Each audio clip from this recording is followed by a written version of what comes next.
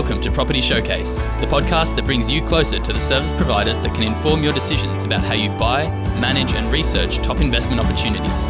Be informed and become a better investor with Property Showcase. G'day everyone and welcome back to another instalment of the Property Showcase. I'm your host, Tom Gilmore, Media and Marketing Strategist here at smartpropertyinvestment.com.au. Guys, this podcast comes with a little bit of passion, and this passion comes from a good place.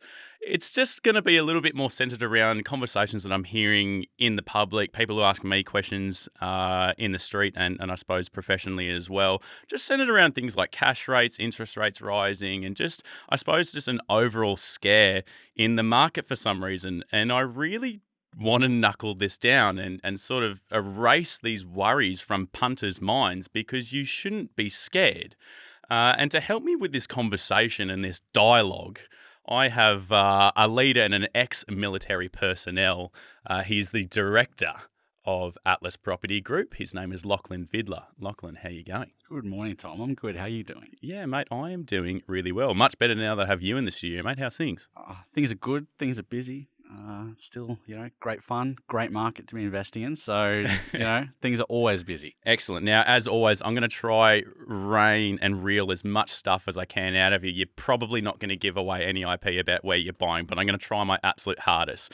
Today's conversation, I woke up and I read all these headlines today in the news, and basically what I want to do, Lachlan, is I want to knuckle down some of these headlines, and I want you to just point out whether it's something to be worried about. I want you to point out whether there's some truth or some false to it. And I want you to use just comparatively what you're doing personally in the industry, but also really what you're doing with your clients as well, just to sort of justify how to break this all down. So we won't go through 10 stories, but we'll go through a few of them just to sort of ease people's minds, because I'm sick of investors or just everyday buyers. I don't know about you. I'm not sure what questions you get every single day. Maybe you can share, but I just want to erase this, uncertainty is probably the wrong word, but just this scarcity in the market. Like, how would you approach that in a minute?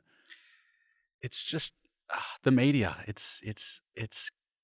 I think people forget that headlines make stories, and headlines sell papers, or headlines sell whatever it is that media companies are doing, and that's why they're there. People aren't going to say property performs at the expected level.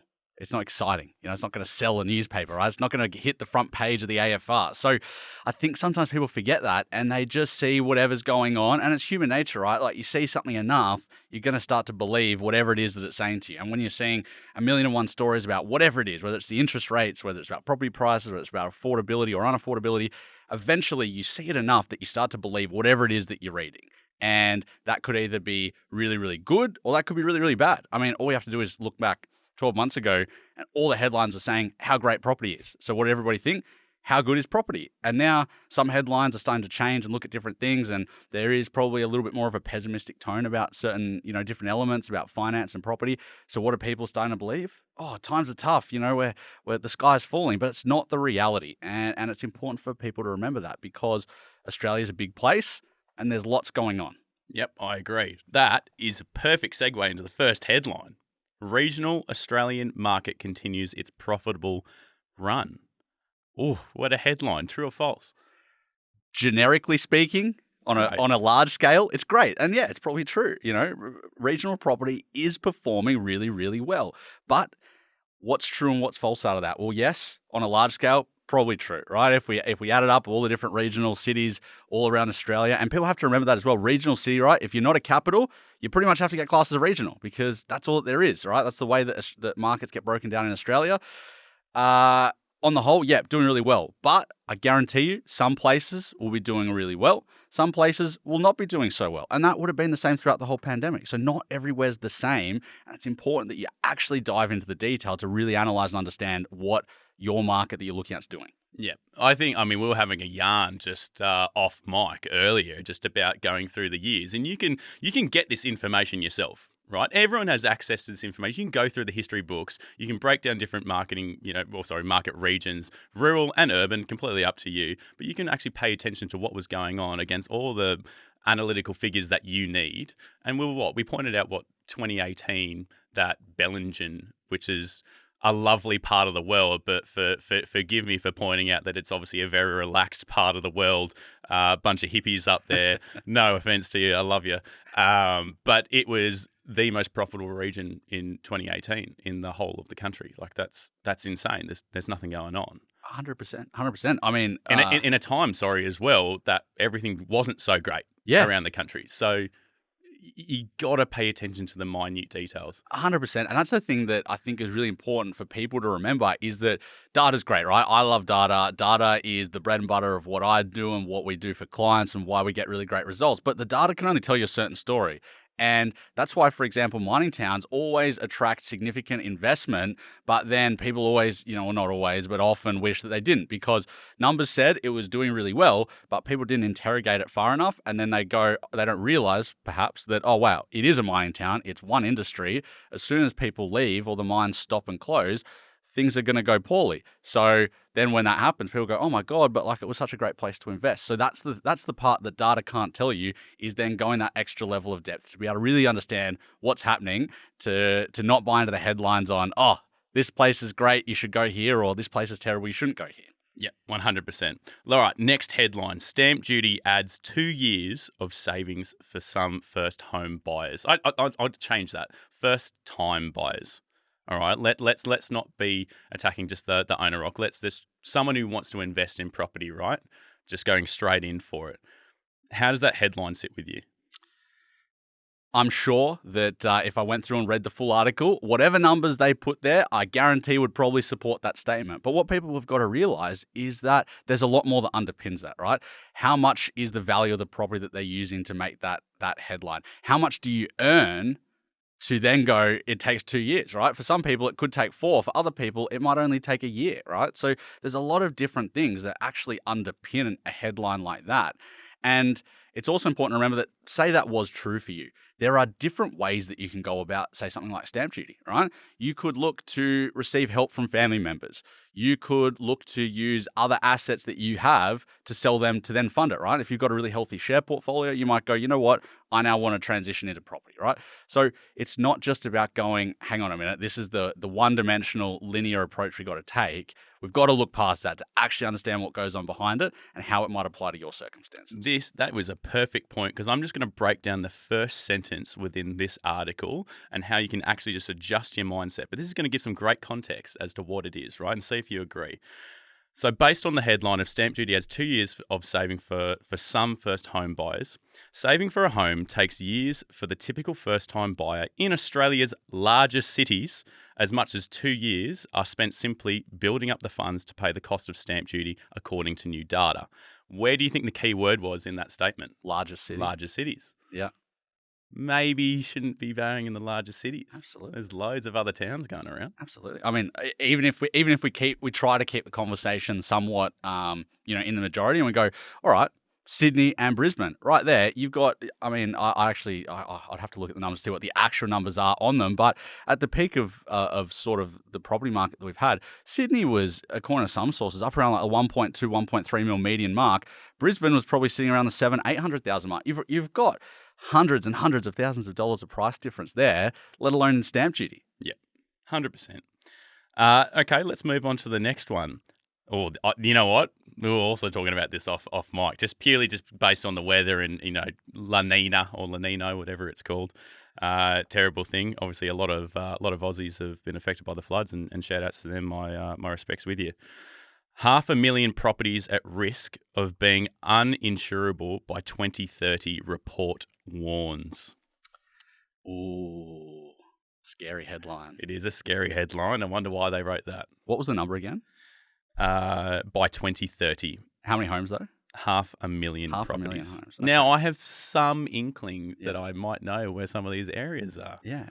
I would say that a lot of those areas are probably areas that are already on the cusp of flood zones or bushfire zones, things like that. I think it's a great headline. It's very scary. It also, again, would be objectively true on some scale. Yep. But what people have to remember is that this is where due diligence comes into your property research, right? If you're buying in a cyclone area, what are the odds? You're probably going to have cyclones. And as we move through, climate change, and we won't get into a discussion on that, but as we move through that, right, if you are right next to an area in 30 years or 40 years or 50 years, yeah, sure, maybe that's the case. Maybe you might become affected. But if you do your due diligence, you're going to understand what environmental concerns are around properties that you might be buying. I think this is where you sort of come into the picture, right? Like keyword being due diligence, right? And you're looking in there, and if you are doing this on your own, I mean, full hats off to you, because if you were looking in Windsor right now, Richmond, those areas that were just completely destroyed by floods, and not to mention obviously the whole bloody East Coast up north, you're running the gamble. You're running the gamble, and if you're not going to insure it, then far out. Again, you've got some balls that I do not have. And look, fair play. If you secure a good deal and you outlast it yourself, you know what? You won. Well done. But this really just comes into play where I think you can come in and help, because you do know this stuff. You do know the areas that you're working in, and you probably, my rough estimate guess, I don't know because you won't tell me where you invest, is not affected by these crazy things that you can't control. Absolutely. Two things I want to say on that. First one, I think it was in maybe even the last showcase you and I did. I think I said something along the lines of, if you could buy a property, any property, doesn't matter what it is, say it was massively affected by floods or bushfires, but you could buy it for $1, you'd probably do it, right? Like, it doesn't really matter where it is. If you could buy it for $1, you would. So at any point, there's a cost benefit analysis. And if you're going to be buying in these areas, it's just important for you to understand what that is, right? Because you got to bring those estimates into it to go, is the juice worth the squeeze? And at what point is it and what point isn't it? So that's the first thing I'll say. Yeah. Yep. Second thing I'll say is that, due diligence, it's honestly, it's the most important thing. There's no property is perfect, right? If you buy a property even 5 or 10 years old, it has sat out in the rain, the hail, the shine, the thunder, the storms, the lightning, everything for even 5 years, right? There are going to be problems with the property, right? Probably not big, but there's going to be problems. And it's important to understand that. But if you don't know how to do your due diligence, or you don't know what you're looking for in your due diligence, and that's probably the other thing, you got to know what to look for. You could be setting yourself up for disaster down the track. Yeah, 100%. Would you say that there's a sort of checklist that you run with your clients, just being like, hey, because I assume people come to you, right, and be like, I don't want to invest here. And you probably go, that's silly. I was about to use another word, but let's just say that's silly because of A, B, C, D, E, F, G, H, I, J, K, L, M, N, O, P, right? And what is that sort of checklist, right, of due diligence that you use with people? Yeah, well, we've got a massive one. I think last time I looked at it was mid to high 20 points that we go through, and the thing to remember is, right, nothing is going to be 100%, right? The point of a due diligence checklist or a due diligence list is just to understand where your risk exists, okay? Mm-hmm. If you can accept that risk, that's great, right? Some things are more risky than others. So, for example, is it in a flood zone, right? That's probably, for a lot of people and for our clients, big no-no. If it's in a flood zone, there'd have to be an incredible price attached to this property to warrant buying it, right? But other things might be, what are some of the local amenities nearby, right? It'd be great if you had a hospital, the best schools, the shops, everything within a 2-kilometer radius of you. That'd be excellent, right? Yep. But if it's not there and it's a little bit further out, it's not necessarily a red flag or a problem. It's just understanding where the risk exists, okay? And the risk in that case might be, another area closer to some of those things may be more desirable, right? So it's just understanding. Let's use the due diligence then based on, no one's got a crystal ball. I'm not putting you on the spot here, but I kind of am. Let's break down the rest of the year, right? The general sentiment is, and something that we've spoken a lot about at smartproinvestment.com.au on the SPI show, of course, this show, and many others like it. There is the course of rents rising, or at least staying strong, right, across the board. Mm-hmm. Manufacturing, cash flow, and I suppose little technical, unique things that you could be doing. What is the due diligence that people should actually be taking place right now, just given the environmental sort of change in the market, the sentiment in the market right now, and what people should be looking for? Well, sentiment, I'm glad you said sentiment, because I think that's the biggest thing, right? I think right now the amount of people I'm talking to that are coming with questions around, how are the interest rates going to change things and this and that? And realistically, from a numbers perspective, the interest rate rise does very little. I think we were just running some numbers on the phone calculator before. On a $500,000 loan, your payments go up by just over $20 a week, right? By the interest rate increase. So what's that? That's half a carton of beer, right? Or probably half a packet of cigarettes for the people that smoke. It's very small scale stuff. It's one Uber Eats meal, right? Or probably even less than these days. One Uber Eats meal, you eat less, right? So on a numbers basis, not a big deal. Sentiment, on the other hand, that's the thing that changes more than anything. So, and that's why it's important for people to remember that these things aren't a big deal. We're actually moving back to a normal course. But I mean, looking forward, how do I see it? I think right now, markets are moving, right? There are still lots of markets going up in price. There are markets that are stagnated. There are some markets that will be dipping in price, right? Don't expect big dips for anyone who's a bit worried, okay? It'll just be, it'll probably be quite minor over the long term.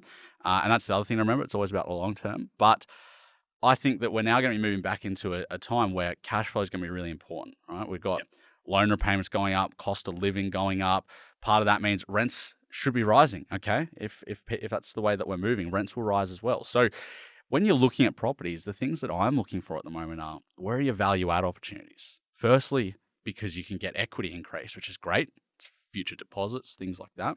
But it's also increase in rent and cash flow. So do you put in that extra aircon unit? Do you maybe throw 10 grand in the kitchen and you get 50 or $60 a week extra rent, right?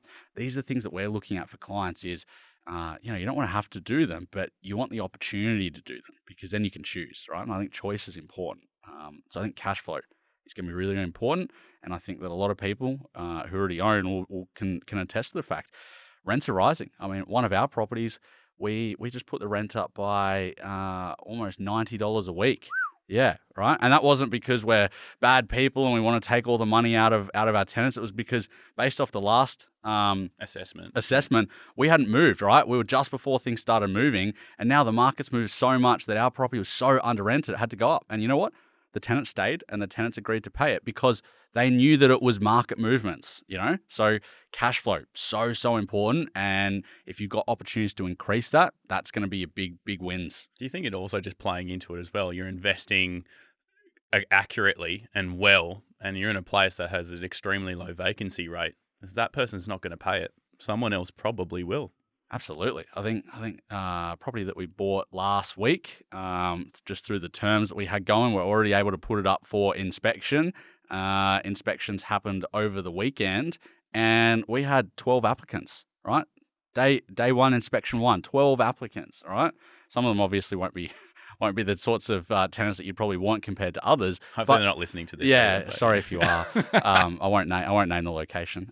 But the market's strong. Exactly right. It's if you're buying good spots, good reason for people to live there. Multi-industry cities. If you're in regional or obviously in good pockets of capital cities, there is so much demand. Right? I had a friend of mine who actually said that they just went to rent an apartment in Brisbane, and they pretty much had to beg the property manager to let them rent the property because they'd missed out for 2.5 months prior. Jesus. Yeah, and as everybody would know, that's an avid listener of Property Showcase or Smart Property Investment Show, that Brisbane had a massive oversupply of apartments for years and years and years. But that's now the rental situation we're in, that people are literally begging to get into some of these places. Yeah. So you can only imagine what nice houses in well-located areas are doing if that's what apartments are like. Rubbing my hands together, mate. This is what we're talking about. The land of opportunity. The land of opportunity. Lachlan, mate, thank you so much for joining me and actually breaking down some of these headlines.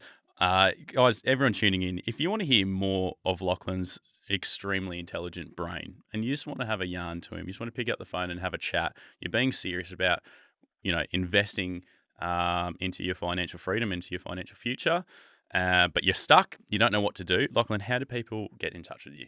They can just come to our website, atlaspropertygroup.com.au. You can fill in an inquiry form on there. There's our phone number. You can just give us a call if you just want to have a quick yarn.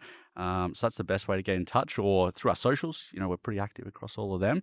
but we'd love to hear from you. 100%. And if you also just want to hear more of Lachlan's lovely dulcet tones on any of our other podcast episodes, you can jump on to smartpropertyinvestment.com.au, go to the podcast section, go through SPI Show. You can find Lachlan scattered throughout the platform there and listen to a few of his other episodes too, because it truly is a really, really cool journey.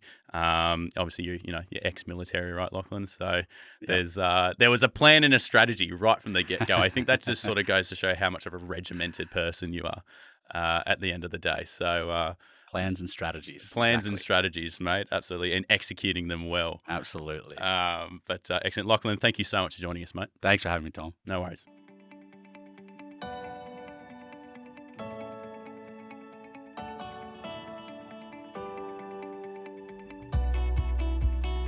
The information featured in this podcast is general in nature and does not take into consideration your financial situation or individual needs and should not be relied upon.